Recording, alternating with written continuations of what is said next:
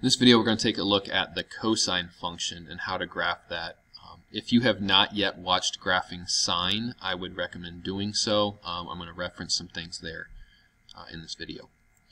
So when we graph the cosine function, this is what our cosine function will look like with all those transformations of a, k, b, and c.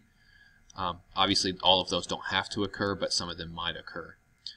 A lot of this is very similar to what we do with sine. However, when we graph one snapshot of our cosine graph, it's going to look a little bit different than one snapshot of sine. So here's our cosine function. It's actually just like sine, is a wave that continues on both directions indefinitely. So the domain is all real numbers. I can plug in any angle I want to and do the cosine of it. There's no problem there. These transformations do the same thing that the sine function transformations do. A will affect our amplitude. It's going to stretch it out vertically if I do this. B or K is going to affect the period, so it affects how long it takes to get through one cycle of the cosine graph. We can shrink that down. We can stretch that out. That's how K is going to affect our graph. B and C. B again is a phase shift. It just simply moves the graph left and right. And C is a vertical shift that will move the graph up and down if I have a C value there. Okay. So all of those are the same as what we did with sine. To show you the difference between the two, because at this point if you watch the sine video you might say, well, what on earth is different then? I'm going to go ahead and graph sine so you can see that as well. So here's our sine curve. The blue one is sine, the red one is cosine. And so what you're going to see is they are essentially the same thing, except they are just shifted a little bit. So what causes that?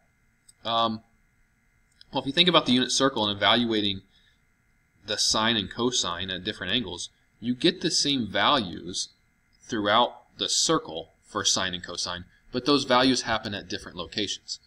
So, you know, the sine of 0 is 0, but the cosine of 0 is 1. Right?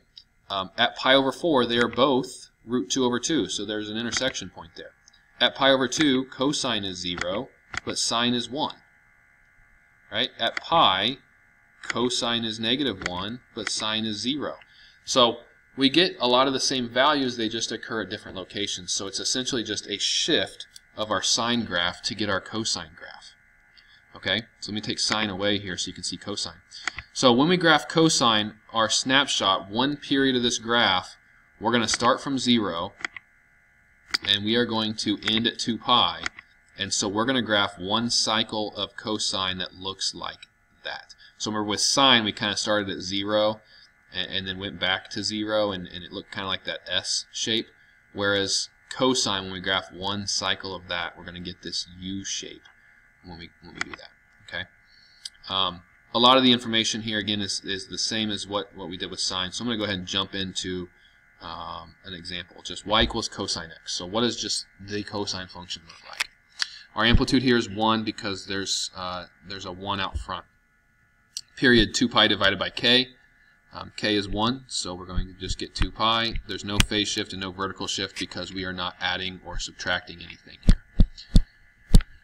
When we make our xy table, we're going to start at 0. The period is 2 pi, so we're going to go to 2 pi, and then we're going to fill in between. That would be pi.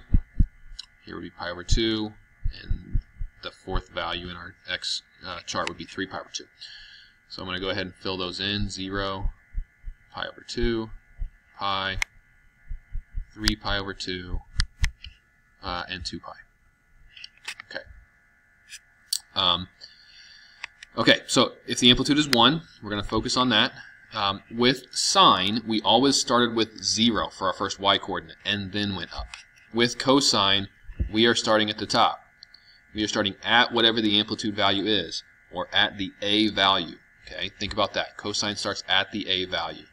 So we're going to start at 1, then we're going to go down to 0, then we're going to go down to negative 1, then back to 0, and then back to the top again, which will be back to 1. And that is the cycle that you will follow when you do cosine. So it starts at 1, goes down to negative 1, back to 0, and then to 1 again, and then we're going to get that one cycle of cosine.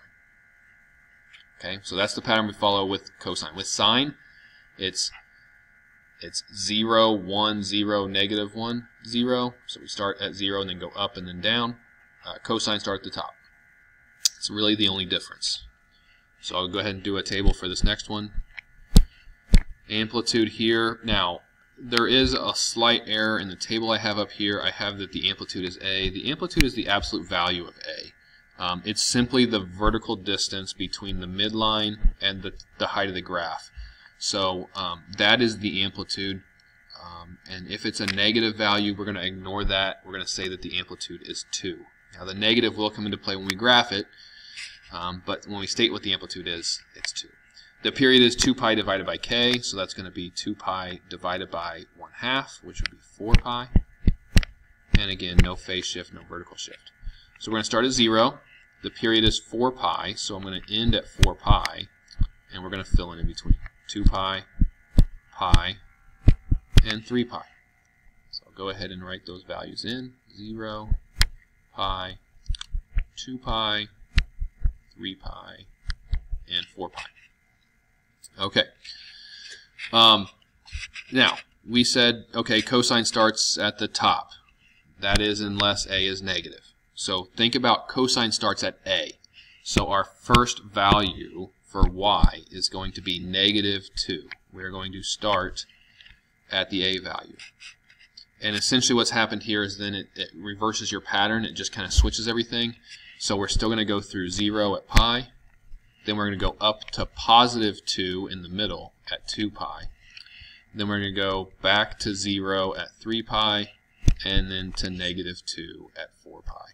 And so it just kind of takes our graph and flips it upside down. Okay.